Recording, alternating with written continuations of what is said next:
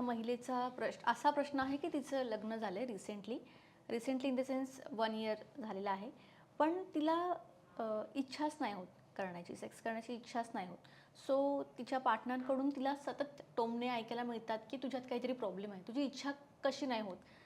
So अशा काही महिला असतात ज्यांच्यात मुळातच ती भावनाच कमी असते.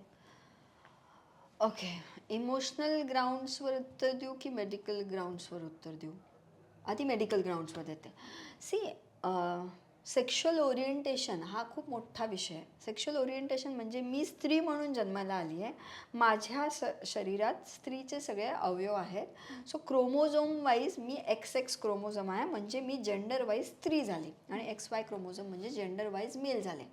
पण मग त्यानंतर येतं की do I identify myself? मी स्त्री म्हणून स्वतःला समजून घेते का, मला मी स्त्री म्हणूनच चालते का? त्यामुळे सेक्शुअल आणि what is that I identify in my self.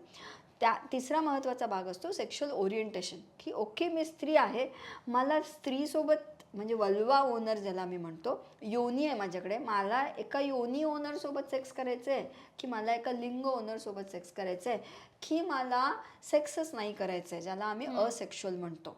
मग हे झाले सेक्शुअल ओरिएंटेशन. हे वयाच्या टप्प्यात कुणाला खूप लवकर उमजतं, कुणाला खूप उशिरा उमजतं, कुणाला कधी कधी उमजतच नाही, असे खूप केसेस येतात माझ्याकडे. पण तुम्ही एका लग्नात आहात आणि तुम्हाला इच्छाच होत नाही आहे, हे जेव्हा तुम्ही म्हणताय, then you need to take some professional help to understand what is your gender, what is your sexual preferences, what is your sexual orientation. हे एकदा क्लिअर झालं म्हणजे मेडिकलरित्या सगळं क्लिअर होऊन जातं. मग राहते इमोशनल बाब. हर्षाली कसं आहे ना, ओढ ही नैसर्गिक असते.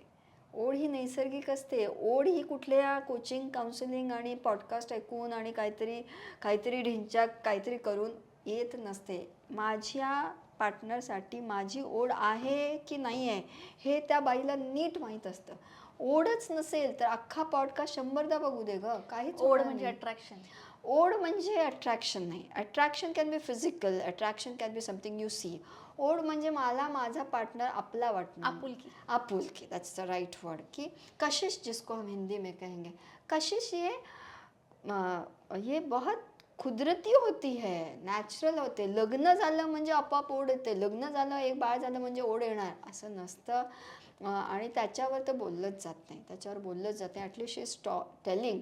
पण मग तिनं प्रोफेशनल हेल्प घेतलीच पाहिजे, कारण 1 वर्ष जर तुम्ही आहात, तुम्हाला इच्छा होत नाही, मग नवऱ्याने काय करायचं ना अशा वेळी.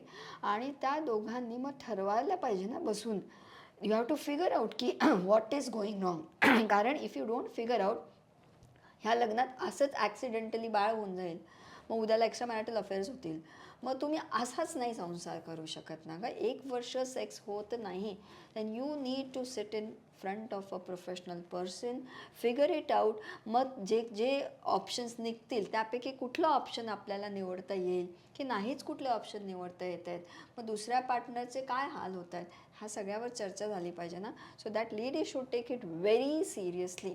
त्याला असं होईल पुढच्या वर्षी असं समजून नाही सोडलं गेलं पाहिजे. It's a serious concern.